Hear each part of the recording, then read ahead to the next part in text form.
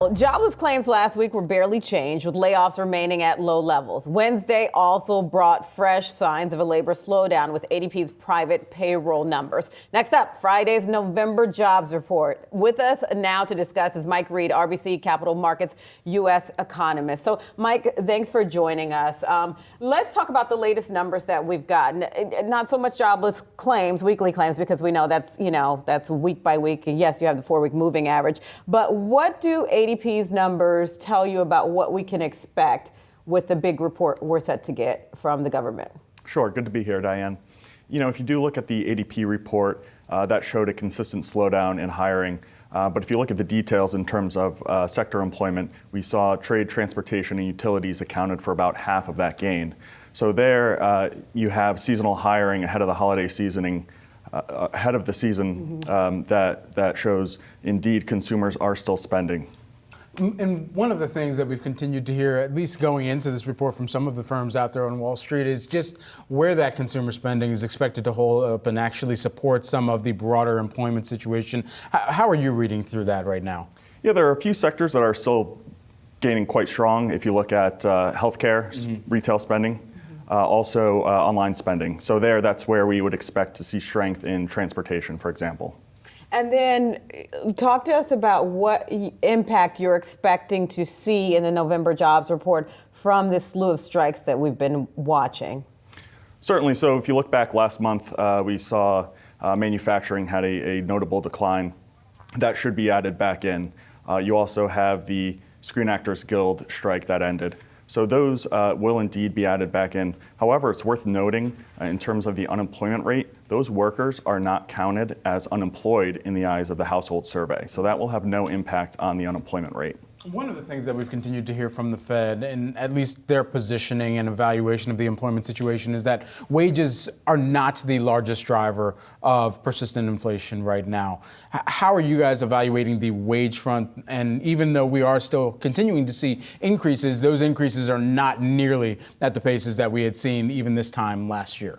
Yeah, absolutely. That's a trend we've been keeping a close eye on. Wage growth has been slowing. And one sector in particular I've been pointing to is the information sector, particularly within tech. So there we know we saw notable layoffs throughout 2022. And if you looked at the past report, their wage growth on a year-over-year basis was well below 2%. So I also want to bring into our conversation the JOLTS report, which was out earlier this week. What stands out to you in terms of, is there, sometimes some executives point out there's a mismatch in terms of the skills gap and the job openings that are out there. What stood out to you in terms of the direction of the JOLTS report? Sure. So we are expecting the JOLTS, the job openings in particular, to continue to come down. There are still some sectors that do need to recover in terms of their pre-COVID levels, notably leisure and hospitality. But there, I think you have some structural issues, namely geographic mismatches. So you have job openings in places where workers aren't necessarily located.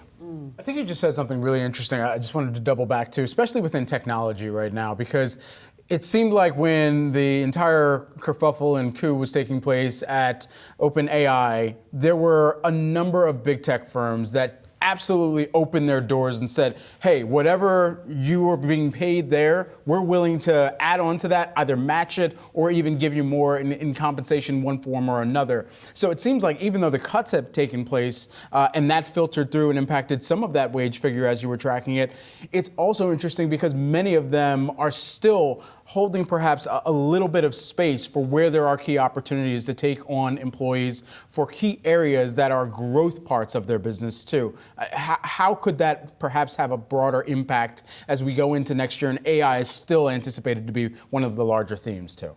Yeah, absolutely. If you think about the staffing structure of industries, it really comes down to occupations. So there, when you think about, say, software engineers or computer programmers, those are the types of jobs that are still in very high demand and very hard to find workers with those particular skill sets. Where you do see job losses in the broader tech sector may not necessarily be within those occupations. And Mike, before we lose you, I want to get your prediction for the jobs report. What's your number for both sides?